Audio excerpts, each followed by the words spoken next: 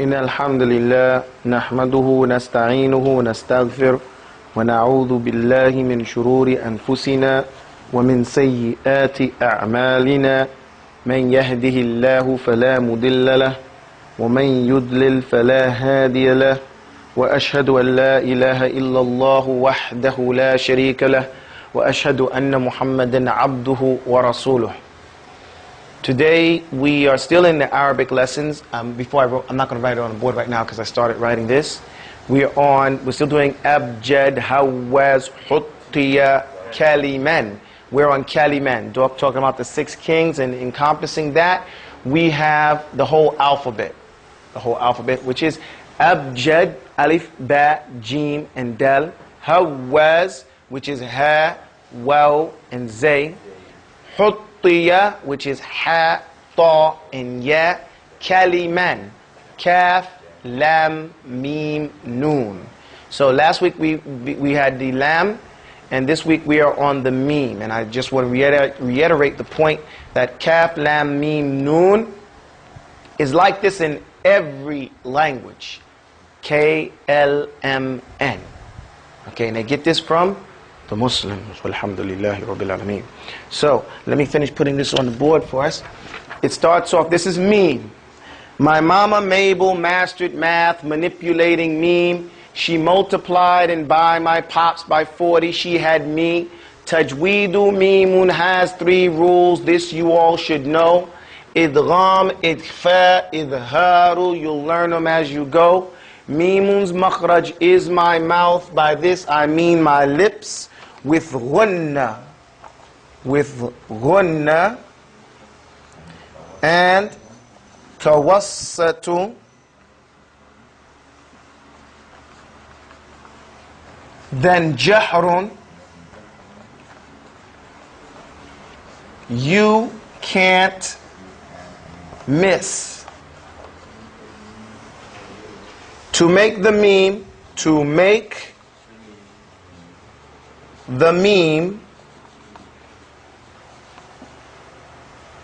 more memeish,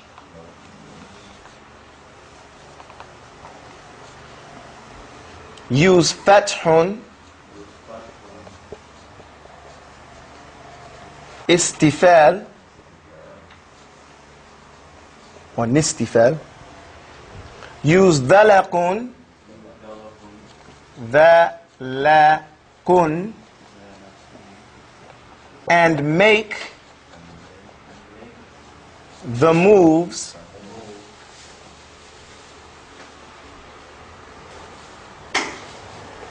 to make your meme more well. I had a friend, colleague I should say, who used to say, to make your meme pas mal, which is, I guess is French for make it more well. Alhamdulillah. Anyway, let me give this back to you. Sorry. Now let's go over this. We have Abjad, Hawaz, Huttiya, Kaliman. This is where we are in our letters right here. The Abjad letters, the Hawaz letters, the Huttiya. Now we're on Kaliman. Meme. This poem says, my mama Mabel mastered math, manipulating meme. If you note, this is a type of poem that the first letter in every one of these words is M. So say it. Let's say, my mama Mabel mastered math, manipulating meme. It's not supposed to be a tongue twister more than it's supposed to help you find the makhraj and practice and beat up that makhraj, so without any doubt, you know how to pronounce the letter M, the sound M. Everybody say M. M. And as a rule, if you ever want to find the makhraj, the rule is what? You put an alif, you put a hamza, like this. You put a hamza before the letter, and then you say the word. M. Say M. And that's the place to start off that sound. So if you want to learn the makhraj for L, you just put L. And where you stop is the place that you're supposed to start when you say la. Okay, or you say ek. And that's where you stop that. That's the place where you start the sound. So that's the rule. So it says, my mama Mabel mastered math manipulating meme. She multiplied and by my pops by 40 she had me. By 40. Here, this numbers here. What are the things we're looking for in these poems?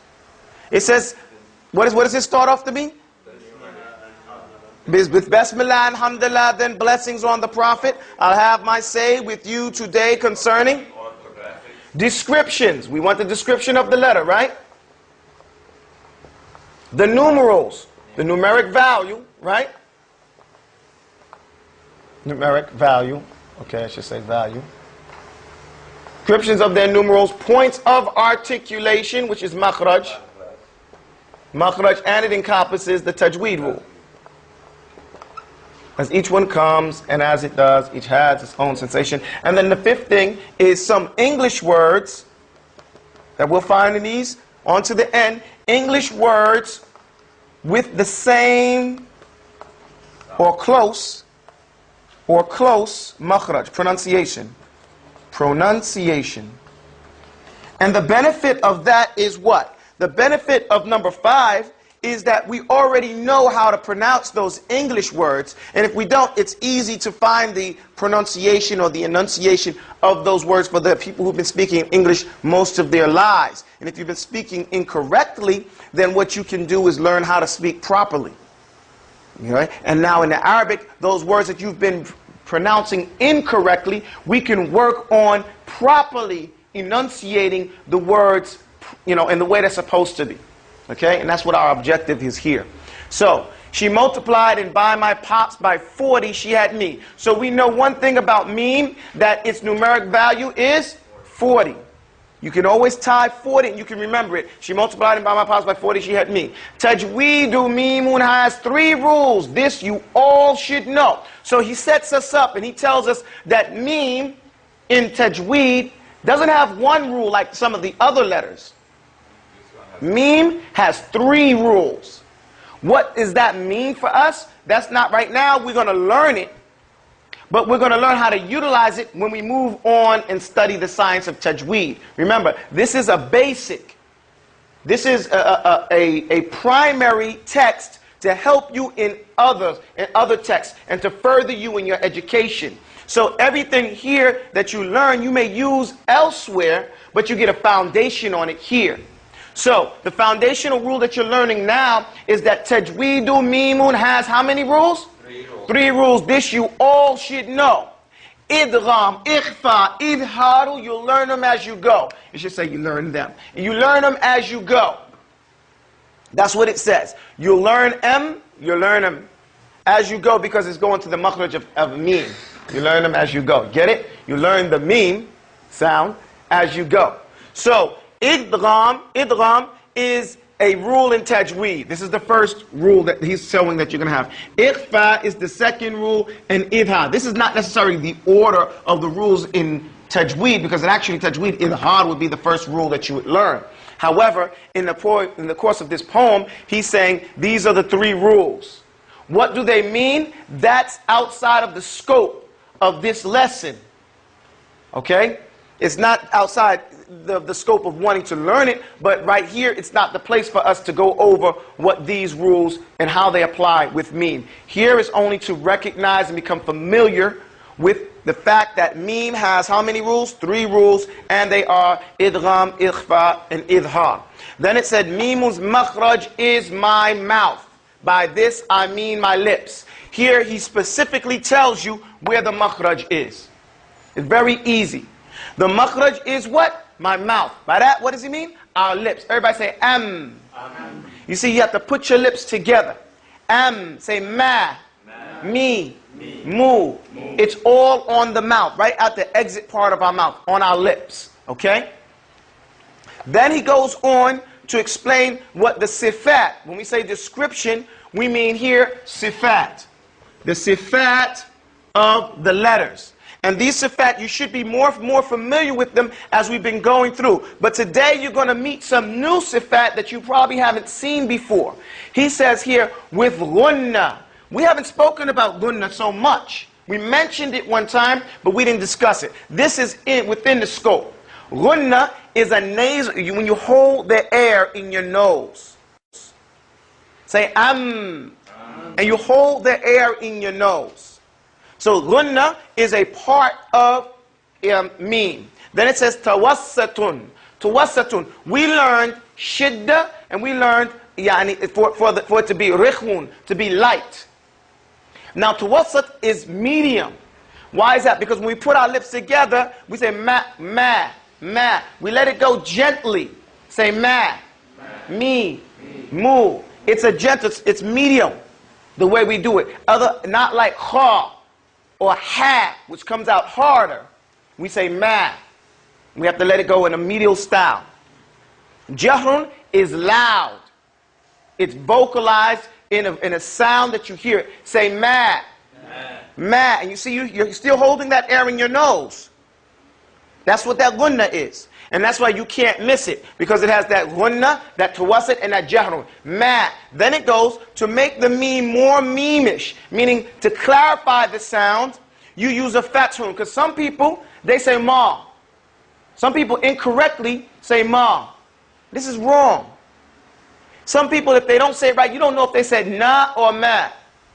Because they weren't clear between the noon sound and the ma sound. So to make it more memeish, to make it sound more like meme, use fathun. What is fathun? This is something that you do know. Fathun is to open your mouth in what form? Like a doorway.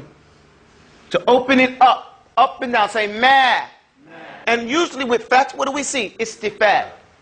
And it's not incorrect to say fathun istifal. But here we say fathun istifal. Istifal is for our tongue to be what? Flat. Say ma. And keep your mouth open. Say ma.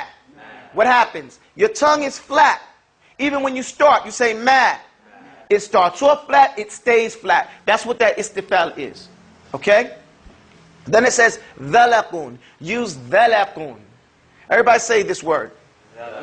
Dhalaqun. Dhalaqun refers to all the letters that are said in the exterior parts of your mouth. Meaning these words go unobstructed when you say them out your mouth. Like ma. Is anything in the way? No. So this is called dhalaqun. You understand? And we'll see which ones are those as we go through it. Okay? And that's all that dhalaqun means. It lets us recognize that this letter, this sound, is coming from the exterior portions of our mouths, not having to go through the teeth or up the throat to be expressed. Does that make sense? And make the moves to make your meme more well. And here it's just, you know, they say to finish the bait, to finish the line of poetry, he puts this line together with the meme. More meme right there. Again, I can't say it enough. Education demands you memorize. If you don't memorize, you're wasting your time. You can hear these lessons 5,000 times. If you don't memorize, if you don't study it till you know it, it means nothing. And then if you don't practice what you know, you don't have a reason to pull it up in your memory banks. I say that and we're going to move on. Let me recite it one more time. My mama Mabel mastered math, manipulating meme. She multiplied and by my pops by 40 she had meme. Tajweedul Meemun has 3 rules, this you all should know. Idgham, Ikfa, Idharu. You'll learn them as you go. And another one says just memorize and go. I remember that. Say just memorize and go. That actually, I remember that one coming out also. Mimuz makhraj is my mouth. By this I mean my lips. With ghunna and tawassatun, then jahrun you can't miss. To make the meme more memeish, use fathun istifal. Use dhalaqun and make the moves to make your meme more well. Okay? Here it is. And I'm going to erase this and we're going to get on to the next part of our lesson. Do I have any questions about this? No? Okay.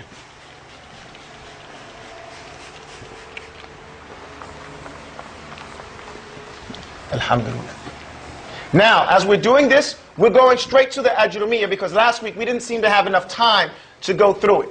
Now, every week we go through this Ajrumiyya, it seems like I'm doing a review. It's true, I am doing a review. If you hear it enough times, it becomes second nature to you. This stuff should not just be familiar, it should be second nature. It's not hard stuff. We make it difficult by not doing our job. Our job is to memorize. Someone recite to me Al-Ajrumiyya, the poem.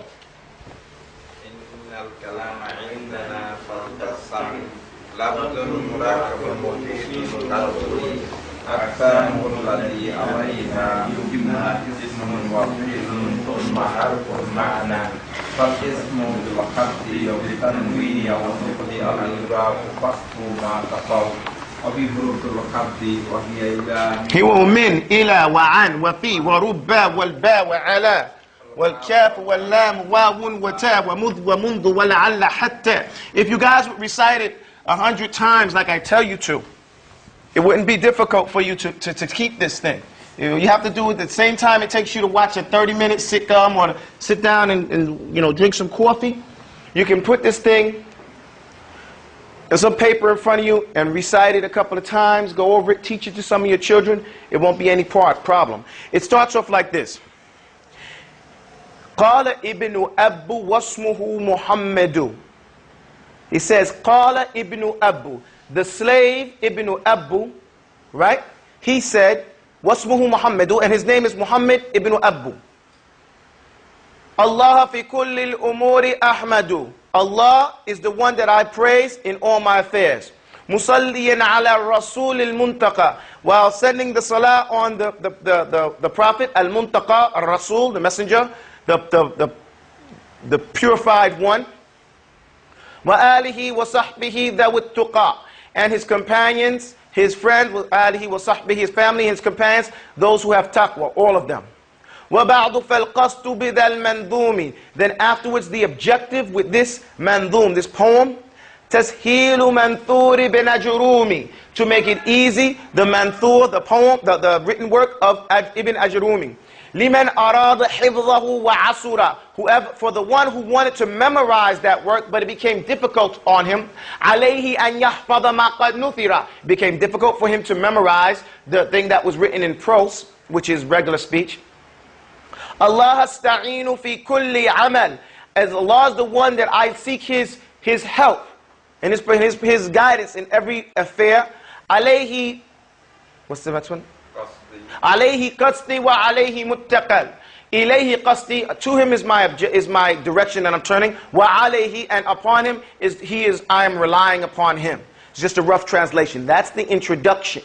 It just means that the writer, his name is Muhammad ibn Abu, and sometimes he's called Ubaydu Rabbihi, meaning the small slave of his Lord. And he's explaining why he made this poem. He made the poem to make it easy for us to understand the written work that was not a poem of a man called Ibn Ajrumi. And Ibn Ajrumi, he is a man that, Ajrumi, this is his nickname, it means the small Sufi, the poor Sufi.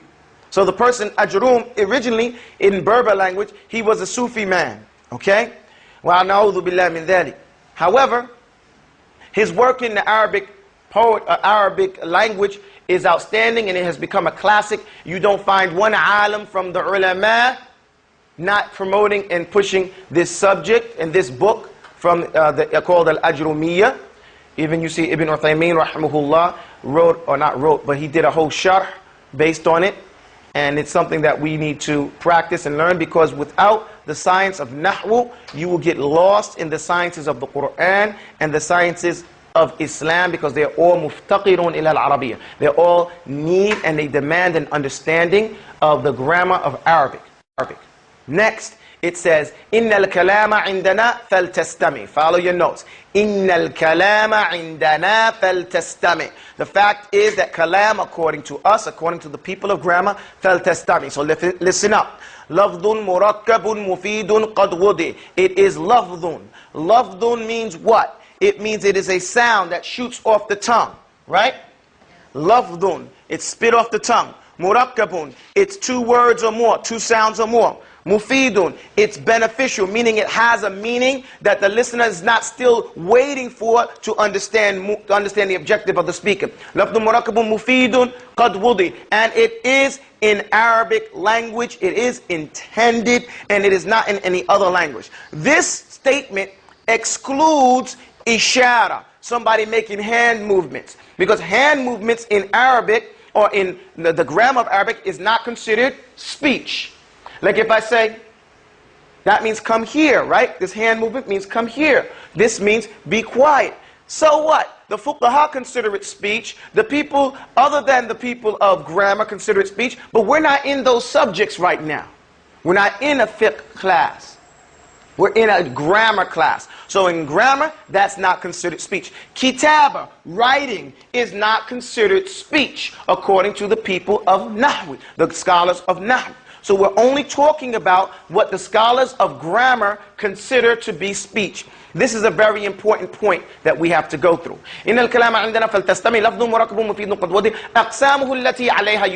The parts of speech, okay? The parts of speech that is built upon, it is what do you call it?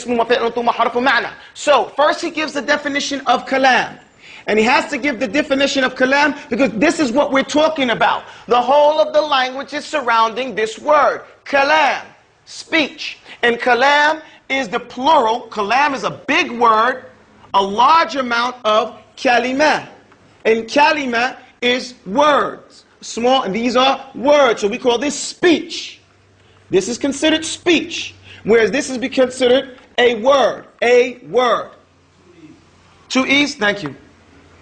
Okay, so this is speech, this is a word. Speech is built upon words. A word is built on sound. A sound that has what? A meaning. Now they're saying kalam is built upon a type of word. Now it says what type of meaning? Is 3 meanings. That's what we call an ismun, a fi'lun, and a harfun. Okay? Meaning is a sound. A word is a sound that has a meaning. Either that meaning, it means a sound that has a meaning in and of itself, that's not connected to a time frame, and it's descriptive, meaning a person, place, or thing, or in a description, or it's a sound that has a meaning in and of itself, and it's tied to a time frame, like immediate, past tense, or going now into the future, which you call a fi'lun, or it has a meaning, it points to a meaning in some other words and doesn't hold a meaning of its own. Its meaning is independent of being attached to something else, and it's not connected to a time frame. That's what this is all about. Once we understand the types of meanings that are tied to these sounds, we now understand what speech is built on. So how do we recognize those? And we went through this before. We recognize an ismun. فالاسم يعرف بالقفض وبالخفض وبالتنوين and تنوين وبدخول الال الف واللام يعرف فقف ما قفا وبحروف الخفض and with the huruf, the letters of khafdi. And we know khafdi, you could use another word which is called jar. They both mean the same thing. If you want to know the difference, the people in Kufa, because remember, Arabic grammar is based on 2 cities. There's 2 schools. They both come from Iraq. So let's say this is Iraq. Another reason why the people want to destroy Iraq, because the scholars of Arabic all come from Iraq as far as the schools, the 2 schools. You have Basra, the school in Basra, and a school in Kufa. Even though these places don't tie to these places, actually it's the other way around. Okay? Basra and Kufa. These are 2 cities. And when the scholars started to talk about what this rule is and what this rule is, you had the Basrian school and you had the Kufian school. So the people in Kufa called this khafdi I should say. And the people in Basra called the same rule jar. So you hear some scholars say, and this is jar, and other scholars say this is khafdi. Don't worry about it. It's just a terminology. Okay? It's just like somebody say, call me a cab, and somebody says, call me a taxi. It's the same thing. All right, so we don't need to get bent out of shape over that issue.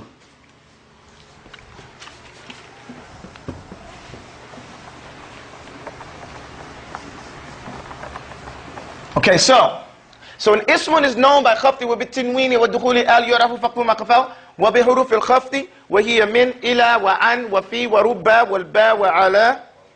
The battery is low. Wal kaf wal lam wa no.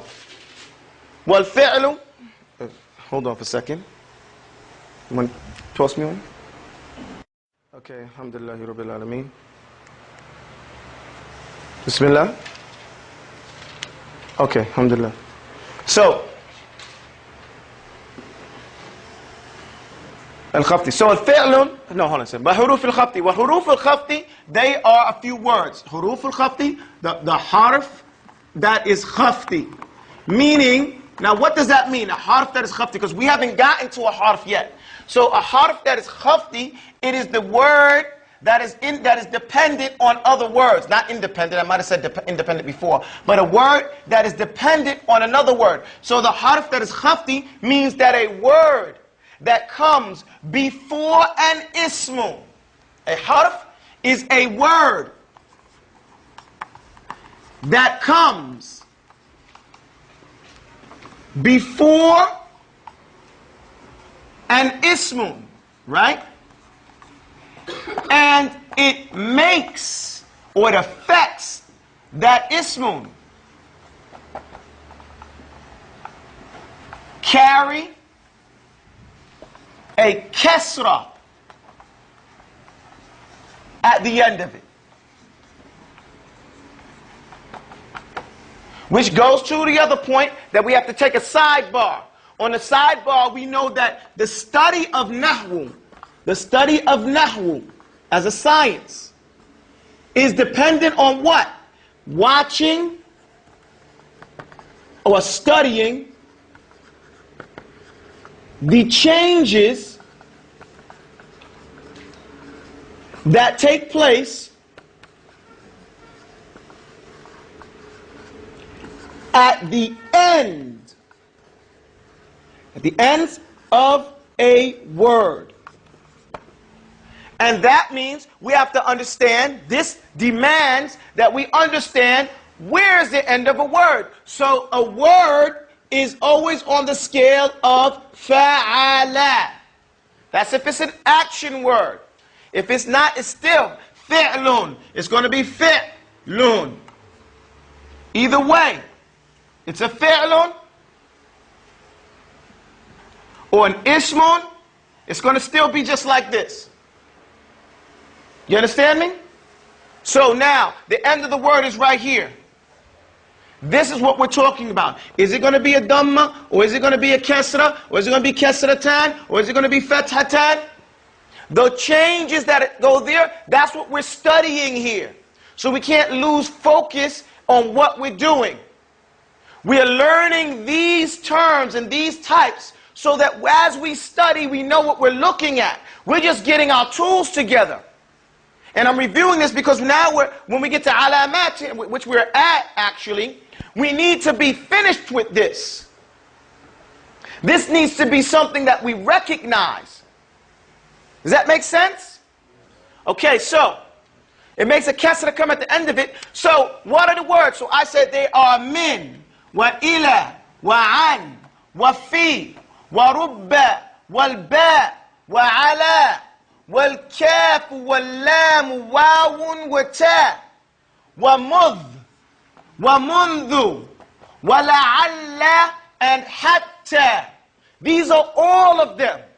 There are no extra ones that are harf ul-khafti. Wa alaykum as-salam wa rahmatullah. So all you need to know is memorize these. وبحروف الخفض وهي من إلى وعن وفي وربا والبا وعلى والكاف واللام واو وتا ومذ ومنذ ولعل حتى. That's it. Memorize it and you've got it. You know that easy all the huruf al-khafti in the whole Arabic language. And there's no more to it. So what do you do with this information? That's what we want to know. Because, what did I say? Harful khafti is a word that comes before an ismun. And it makes that ismun carry a kesra at the end of it. Then I said, give you the example of the word fi'lun. Okay? Fi'lun. This is a word. This is an ismun in Arabic. Okay? Now, if I say min in front of this word, it can't say fi'lun. It has to say fi'lin. Does that make sense? Whenever min comes before a word, know without a doubt that that word is an ismun. And that word has kesra or kesratan. But that goes to another rule. They have to stop for a second. Stop, time out. We have to go back to our principles. Before we can understand this, we have to understand this, tanween. So let's go over the rule of tanween. Let's do this again. Watch. Simple rules. If you learn them, you can apply them. In Arabic, you either have tanween, which is dhammatan, kasratan, or fathatan, or you have alif wal lam. You do not have them both. You either have al-fi'lu,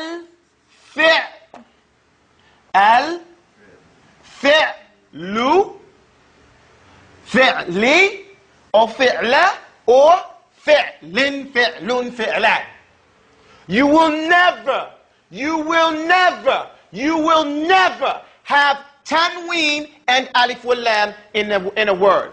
It is paramount to saying, I have the A apple. You don't say that. Because one is a definite article. What does that mean? It's definitive. It has defined something that is known. Previously mentioned or ishara to ilay, that we've pointed to. Bring me the tabashir. Bring me the chalk. The marker. What marker? The marker. It's something that we know. If I say, bring me a marker, bring me a marker, it's any marker. So once I determine to say the, I can't say a, which is indefinite, meaning I'm not defining any particular thing. This is shown in Arabic with the tanween, although we have to change our understanding, because in English it comes before the word as a prefix. A apple, right?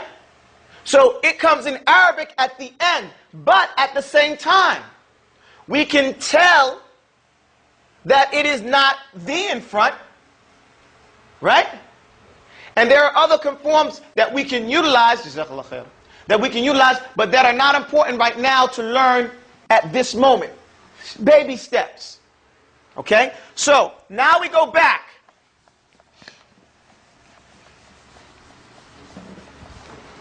Now we go back and we say again, when you have a word, any one of these words, min, if I have ila in front of this word, what is it? Ila fi'lin.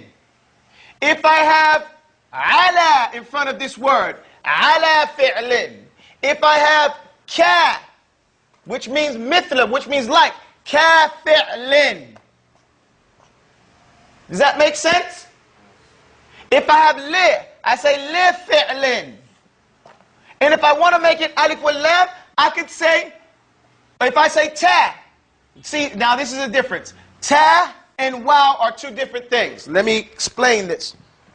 These are huruf al-qasami. These are oath-bearing. Oath-bearing. What does that mean, oath? I'm swearing to something.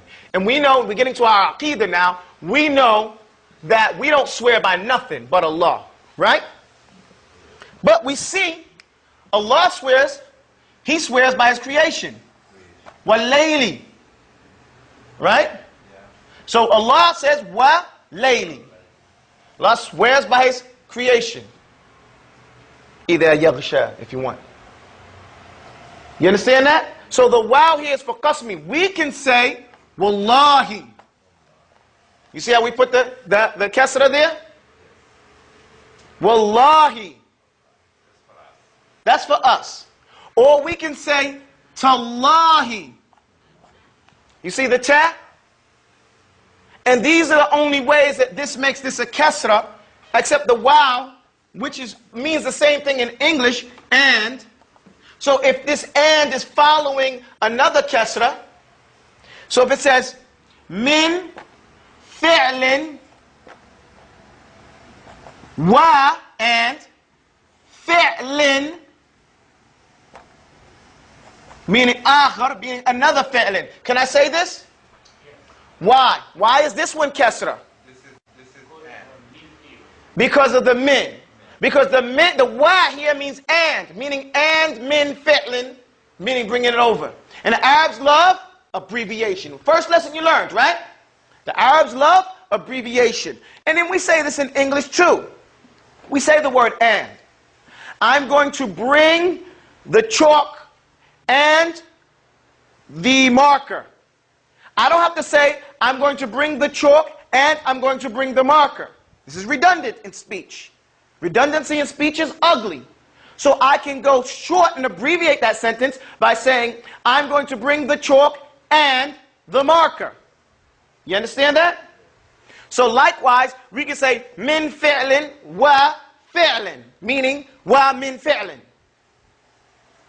Right? We good? Now,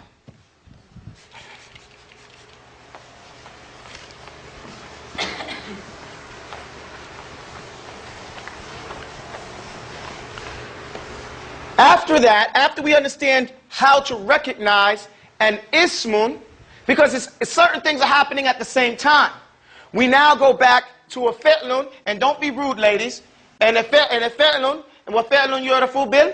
Biqad. Right? What is a fi'lun recognized by? Bisini, sawfa, wa aw biqad. Fa'lam wa ta'nithi. Ta'nithi.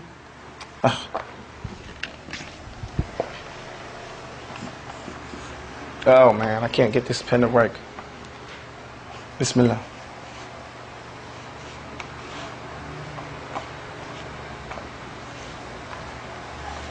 Ta'nithi mayzuhu warad. Okay? So, a fi'lun is recognized when you have qad, or seen, or sawfa, or ta'nith. What does that mean? That means seen in front of a word, like you say like this. Sa yaf'al. Sa yaf'al. Okay? Sa yaf'alu. This sa right here lets you know that this word is what? A fi'lun. It's not an ismun. And it's not a harfun. Because it has sa in front of it. If it says sawfa, sawfa yaf'al, yaf'alu, then we know yaf'alu is a fi'lun because it has sawfa in front of it, which means sawfa and sa have a meaning. Sawfa and sa, they both mean basically the same thing. But remember, in Arabic, more letters, more meaning. So sa means I will, and sawfa means I will, but not right away. Okay? I will, but not right away. But when we see them, we recognize that that comes before a fi'lun. Now we get off of that and ta'nith. Ta'nith is like this. Fa'alat. Say fa'alat. Fa'alat. This ta at the end of the word is called the ta of ta'nith, meaning ta'nith means feminine. To make something feminine. A word in Arabic, when you hear, I'm sorry, astaghfirullah al-azim. An action in Arabic always denotes the one who did it. What does that mean? That means in Arabic, the fi'lun, the action, will always tell who the actor was. Will tell that the one who did it was either a male or female, was either masculine or feminine in gender.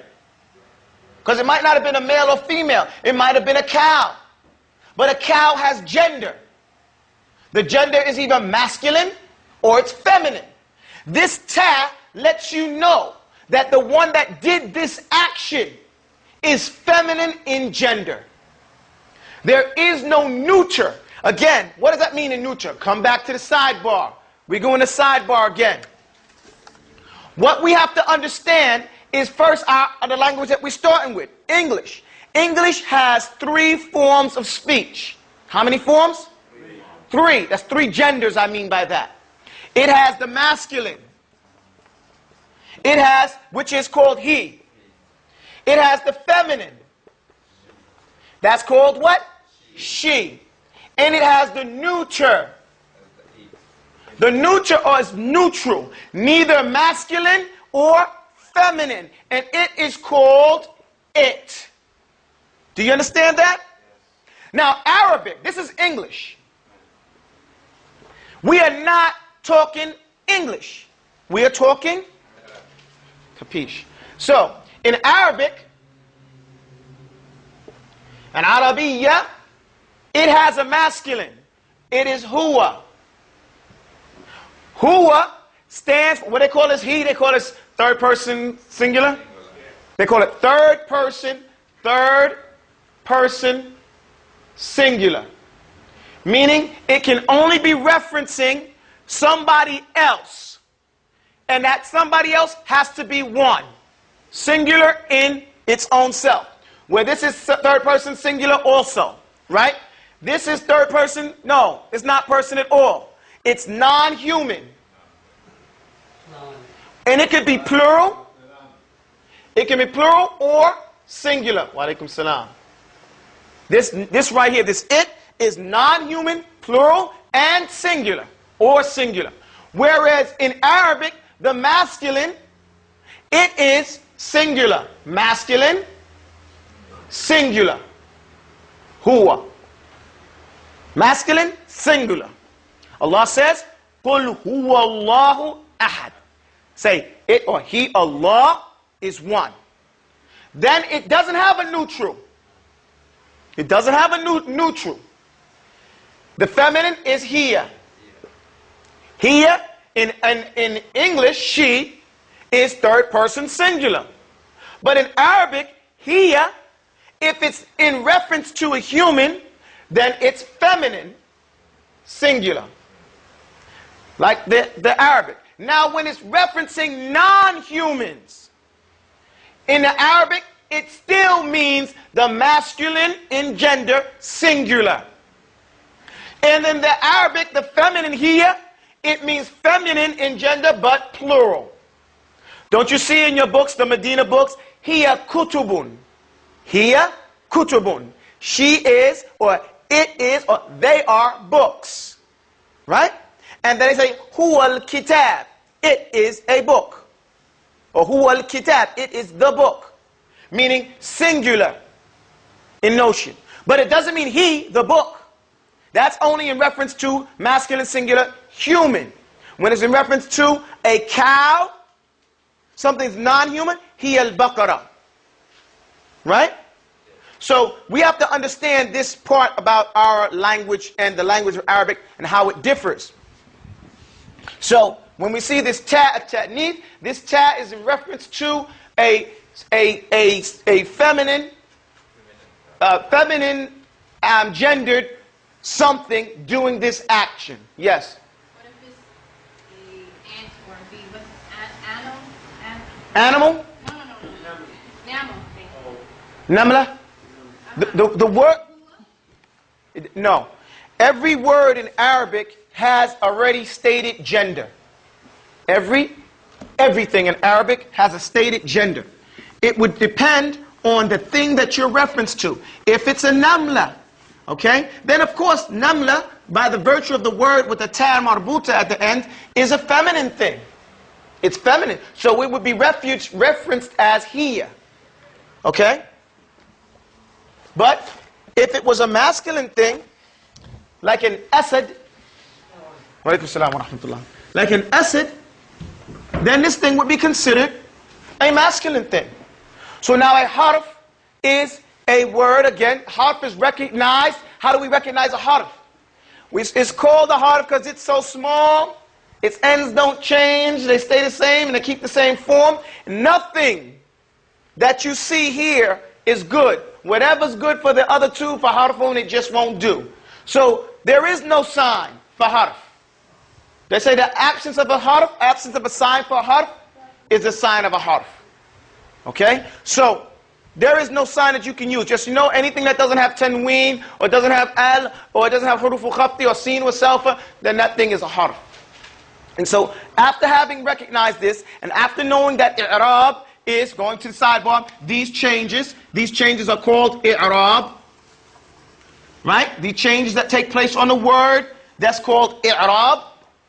That's what the next term is. We go to the next part of a lesson, and the next part of the lesson is to declare what are the huruful astaghfirullah, raf'i. We go into the signs that you can recognize something in the raf'un case. And raf'un, well, we have to stop and do a sidebar again. Now, we're talking about i'rab. We said i'rab are the changes that take place at the end of a word, right? Everybody with me with that? I'rab is the change in a simple term. It's not something complicated. We spoke already that these changes, that nahwu is the study, watching the changes that take place at the end of the word and understanding why these changes take place, right?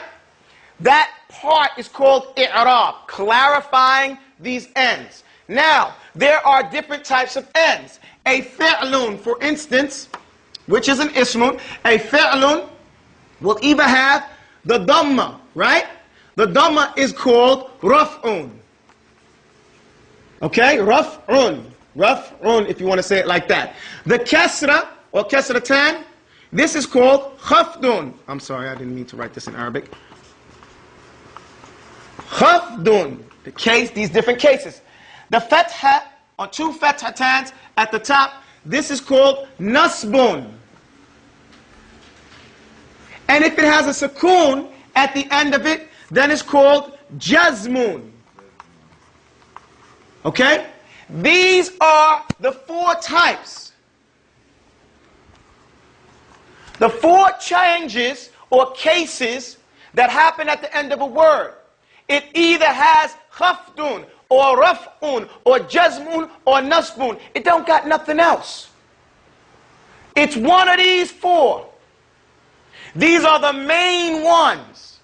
Now, each one of these, raf'un, for example, it has things that fall under it.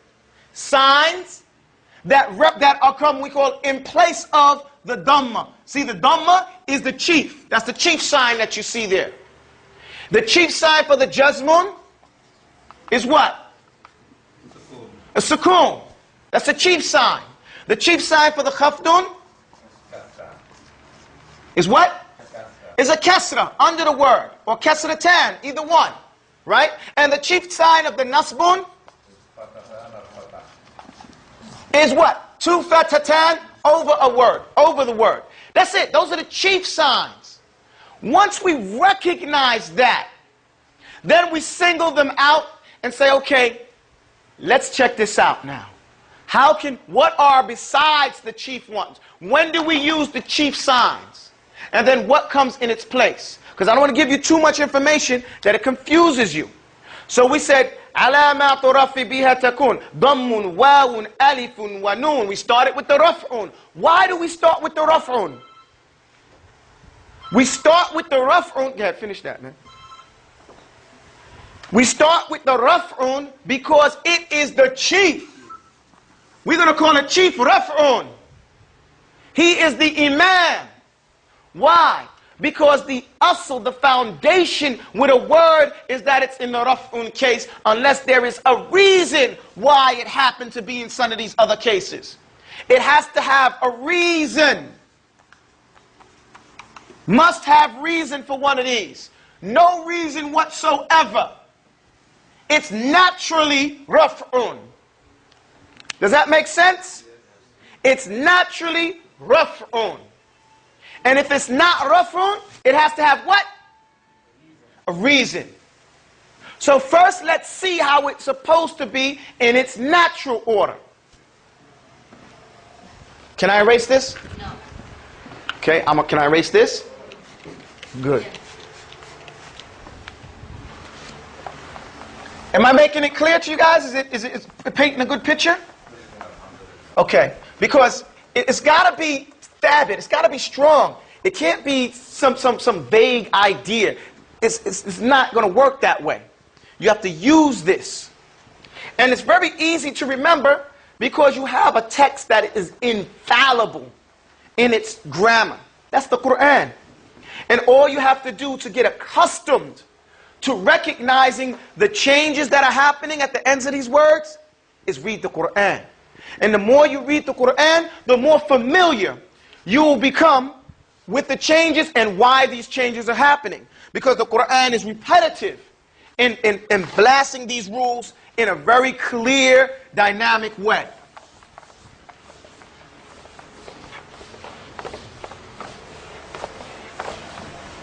What time is the adhan? 15? 13? Okay, so can I erase this?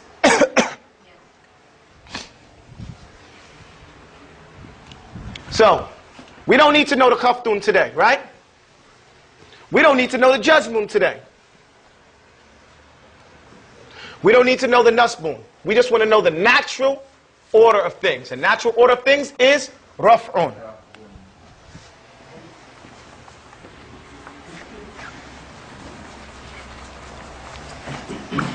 Now, recite to me the poem.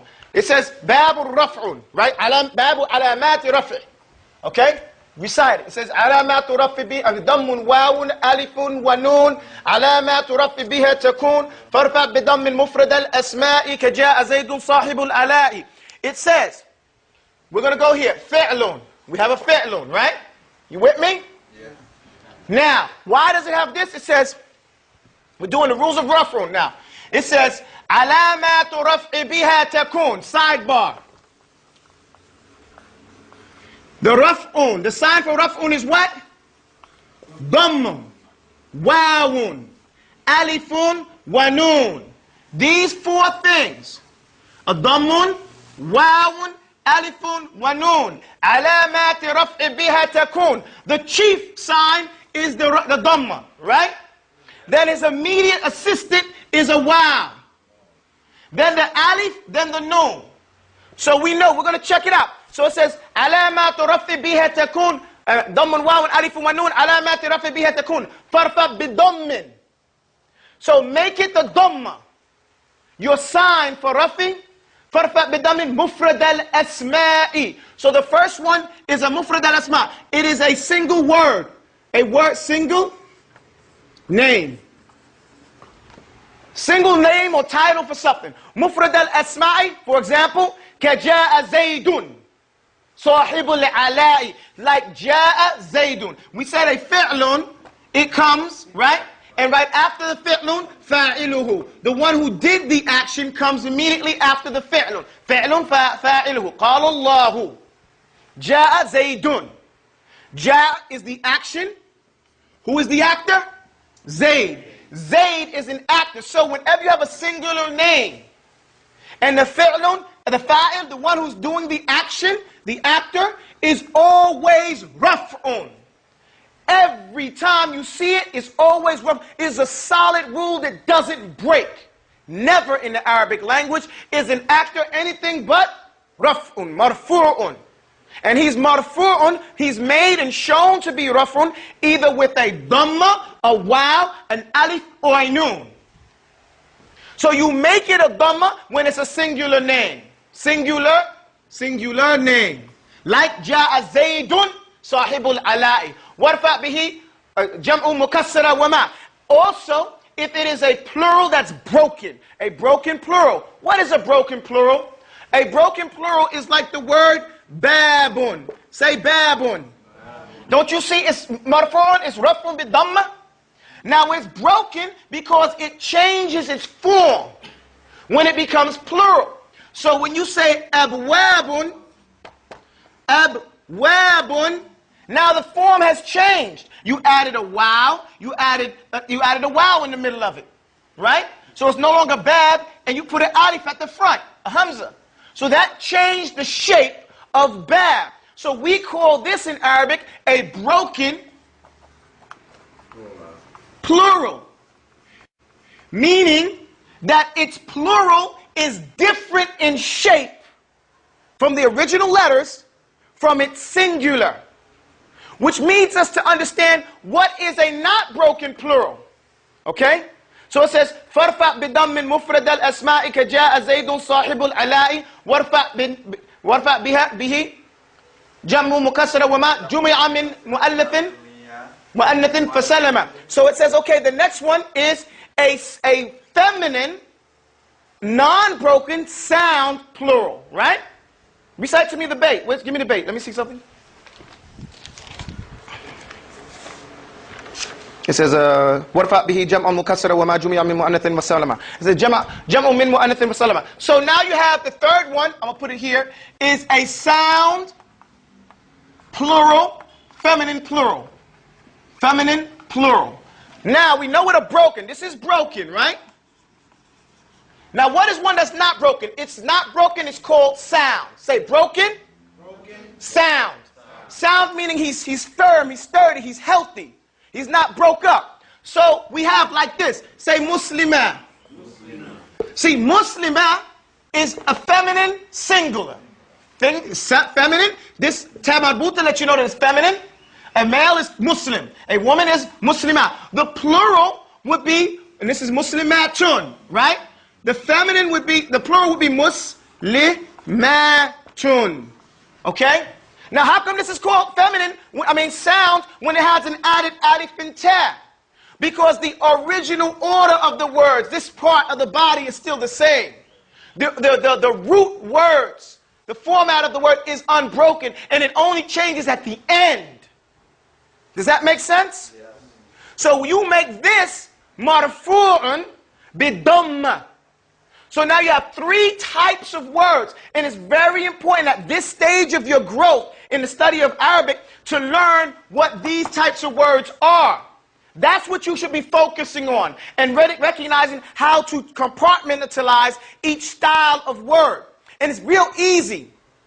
It's real easy, because remember, a broken means it's broken in the middle. It's broken in the form, the original form of the word. It's sound if it happens at the end. We'll get to that other part when we get to wow. If I just might take a sidebar, so you say Muslim, just because we have Muslim, right now we're going to go to wow. That's singular, that's masculine. But we say Muslim, how's the masculine? Muslimun. So when we put this wow noon right there, the wow denotes plurality, which is why we put it right there, but this is considered sound. And the wow, it shows that it's raf'un, and it's plural. Do you understand that? But this is sound because the form of the word is the same. Everybody follow me? Yes. We're going to stop right here because it's time for the salah. I'm sorry. I wanted to give the next one. But alhamdulillah, astaghfirullah.